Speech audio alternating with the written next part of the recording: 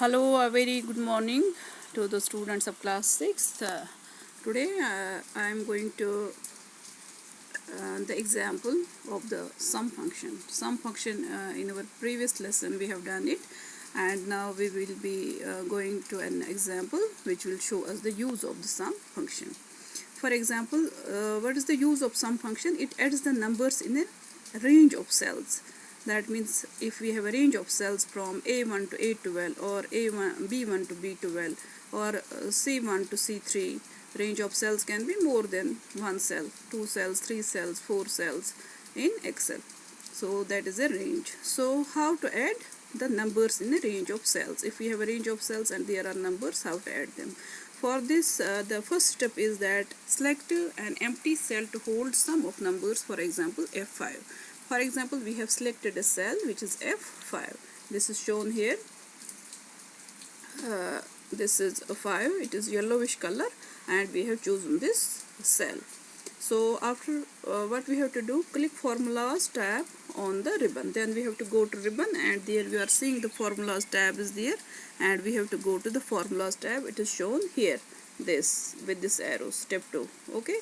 Then step number 3 is click the insert function. There you will see a function which is known as insert function under the formula tab. Then you will go to insert function, and then insert function. After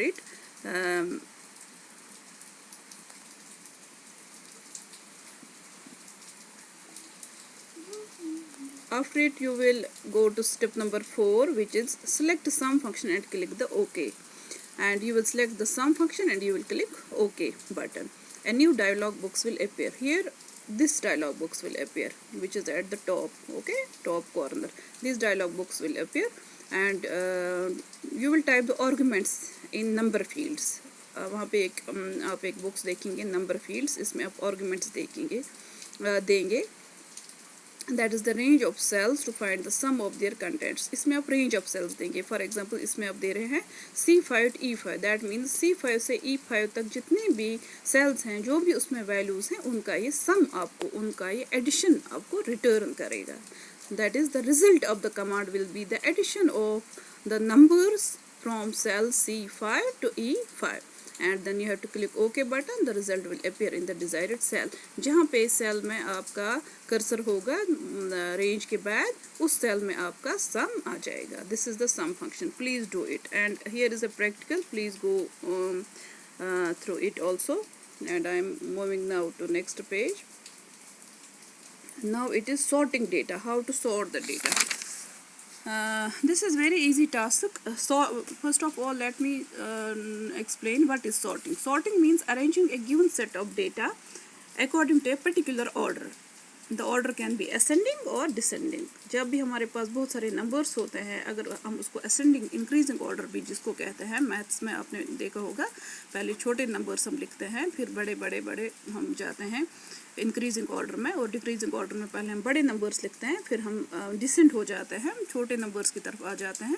so we can do the same in Excel also. If we have a range of numbers, here you are seeing in this table, here we have a range of numbers, and what we are doing, we are sorting them. So for that, the first step is select the cells to sort the data in it. पहले आपको selection होती है, हर एक इसमें आपको selection of sales करनी पड़ती है, हर एक फार्मूला के लिए, कमांड के लिए, तो आपको सेल रेंज सेलेक्ट करना पड़ता है. Then click on the data tab on the ribbon. फिर आपको डेटा टैब में जाना है, click sort in sort and filter group. फिर आपको फिल्टर और सॉर्ट ग्रुप में जाना है, वहाँ पे आपको सॉर्ट पे क्लिक करना है. Select the options you want. फिर आपको वो ऑप्शन सेलेक्ट करने हैं जो आप चाहते हो. And then for example total marks in sort by values, sort on largest smallest in order. तो यहाँ पे हमें टोटल मार्क्स थे. फॉर एग्जांपल हमें किसी स्टूडेंट के मार्क्स थे या 2 स्टूडेंट्स के मार्क्स थे, तो हमें उनको सॉर्ट करना था. हमने देखना था कि किस सब्जेक्ट में उसको हाईएस्ट मार्क्स मिले हैं, फिर उससे कम कितने मिले हैं, उससे कम कितने मिले हैं. चाहे हम डिक्रीजिंग ऑर्डर में करेंगे या इंक्रीजिंग ऑर्डर में, तो वो हम यहाँ पे दोनों चीज़ें कर सकते हैं सॉर्टिंग में. Then there is operations on cells and columns and rows. हम सेल पे कोई भी ऑपरेशन कर सकते हैं. ऑपरेशन क्या होता है, मतलब कोई भी चेंज हम इसको ला सकते हैं. We can perform different operations, और ऑपरेशंस में चेंज भी आ जाती है, लाइक एडिटिंग. एडिटिंग मैंने पहले आपको कहा है, बहुत बार मैंने कहा है, editing means changing the data, bringing changes in data is known as editing. Then copying, एक जगह से हम कॉपी करते हैं किसी फाइल को, या किसी लाइन को, किसी पैराग्राफ को दूसरी जगह, और deleting you know, moving you know, resizing means making size smaller or bigger, and then formatting in cells, और formatting means enhancing the look of the cells. formatting में आम तौर पे आ जाता है, मतलब हम different color effects वगैरह देते हैं.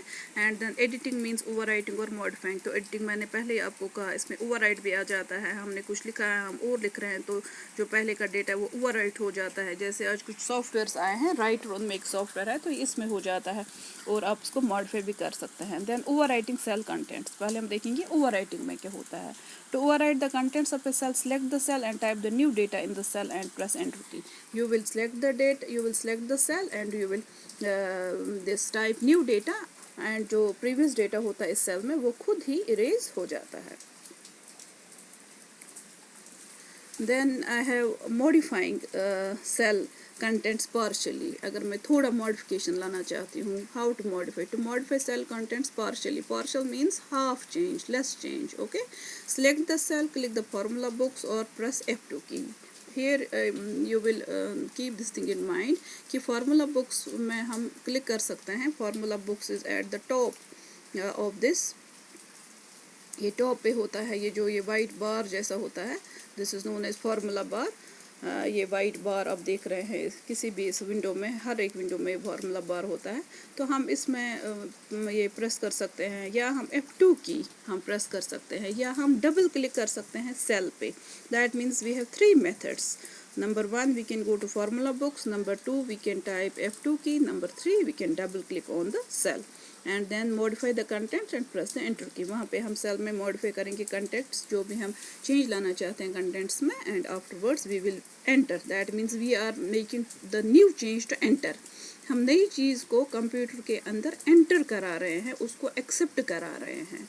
So this is the meaning of the enter button.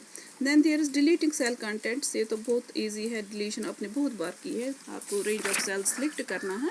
You have to select the range of cells and after that you have to press the delete button. And then you can go to home tab on the ribbon and you can click on clear from the editing group में एक clear आपको button आएगा ये yellowish button जो है, तो इसमें आप सेल कंटेंट्स को क्लियर कर सकते हैं. This is the clear button, this yellowish rectangular button. So after this I am going to copying cells and contents and copy and paste. How to copy the cell contents. Copying के लिए आपको क्या करना पड़ता है? You have to select the range of the cells. इसके लिए मैं स्टेप्स पढ़ूंगी. Step first is select the cell और रेंज ऑफ सेल्स. या आप एक सेल को सिलेक्ट करो, या जितने सेल्स को आप चाहते हो कॉपी करना, मतलब आप चाहते हो कि ये सेल्स जहाँ पे हैं ये दूसरी जगह जो इनमें कंटेंट्स हैं, टेक्स्ट है या अल्फ़ाबेट्स है या कैरेक्टर्स हैं, ये दूसरी जगह भी आनी चाहिए. यूजुअली जैसे हम करते हैं एक फाइल को हम कॉपी पेस्ट जिस तरह करते हैं उसी तरह. तो after selection you have to go to home tab and वहाँ पे आपको कॉपी मिलेगा. Okay, so click the cell where you want the same content. और ये स्टेप नंबर 4 जो है, this is important, keep this thing in mind. जब आपने कॉपी क्लिपबोर्ड से आपने ये किया, होम टैब से आपने कॉपी सिलेक्ट किया, तो आपको फिर कर्सर को नई पोजीशन देनी है. बाय नई position I mean the place where you want the cells to be pasted. जहाँ पे आप इन सेल्स को, इन कंटेंट्स को पेस्ट करना चाहते हैं, तो वहाँ पे आप इसको ये जो है पेस्ट ऑप्शन वो बहुत इंपॉर्टेंट है. So you will click paste from the clipboard. तो आप क्लिपबोर्ड ग्रुप से पेस्ट ऑप्शन करेंगे, यूज़ करेंगे, और आप इन सेल्स को दूसरी जगह पेस्ट कर सकते हो. As you can see in these 3 the range of cells has been pasted from one table into the another.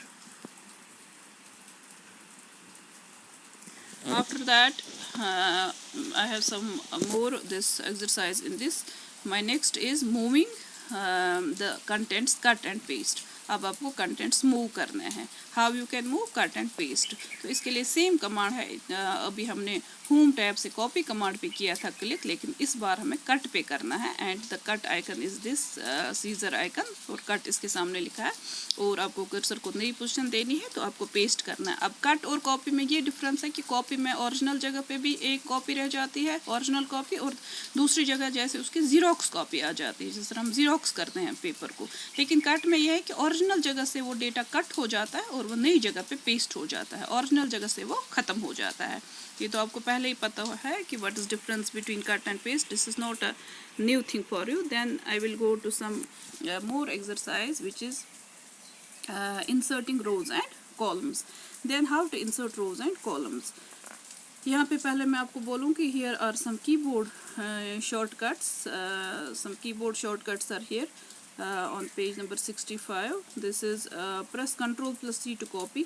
हम Control की को press करके C भी press कर सकते हैं copy के लिए, and we can have just a minute.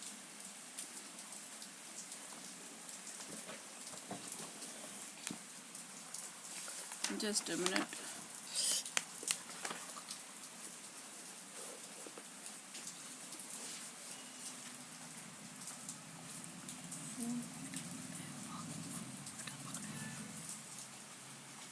I cannot find this page of this cut and this paste.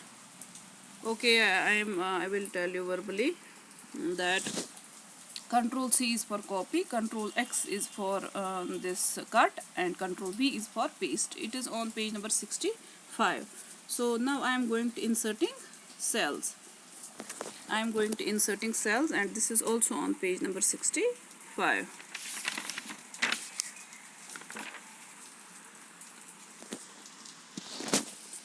These are the keyboard shortcuts. Now I got it. These are 3 keyboard shortcuts. Please remember them. Then inserting cells. How to insert the cells. For example, you have written in a table. आपने एक Excel sheet में एक side से लिखा है, फिर आप चाहते हैं कि दूसरे साइड से मैंने दूसरी लाइन लिखी है, लेकिन मैं इन 2 सेल्स रेंज के बीच में, इन 2 कॉलम्स के बीच में मैं एक और लाइन चाहती हूँ, तो उस वक्त आपको इंसर्ट सेल्स करना पड़ेगा। जैसे कि हम टेबल में भी, वर्ड में जब हम टेबल बनाते हैं तो we are inserting the cells. So what is the method here? You have to select the cell or range of cells where you want to insert cells. आपको वो range of cells insert करना पड़ेगा जहाँ पे आप more cells insert करना चाहते हो। For example, यहाँ पे D6 इसने लिया है और D6 को इसने select किया है। Then we have to go to Home tab on ribbon. उसके बाद हमें Home tab में जाना है ribbon में। And then there is click insert from the cells group. आप cells group में जाएंगे, वहाँ पे आपको insert बटन मिलेगा, ये येलोविश बटन जो है। Then click insert cell options from the list. The insert dialog box will appear. जब आप इस येलो आइकन पे करोगे, वहाँ पे आपको एक dialog box आ जाएगा। And step number 4 is that choose the required option from the dialog box. देखो बेटा, डायलॉग बुक्स में आपको बहुत सारे ऑप्शंस मिलेंगे। दिस इज़ और डायलॉग बुक्स। आपको शिफ्ट सेल्स राइट मिलेगा, शिफ्ट सेल्स डाउन मिलेगा, एंटायर रो मिलेगा, एंटायर कॉलम मिलेगा। अगर आप इन 4 ऑप्शंस में कोई भी, जैसे आप एंटायर रो करना चाहते हो सिलेक्ट या एंटायर कॉलम, तो आप वहाँ पे कोई भी ऑप्शन चूज़ कर सकते हो स्टेप नंबर 4 में। तो this is done and I will this cut short today's lesson here. And in our next lesson we will be going to inserting rows and columns, and with that lesson I will be giving you the solved exercise of this chapter, and in our next session we will try to finish this chapter. Okay, thank you very much. Have a nice day.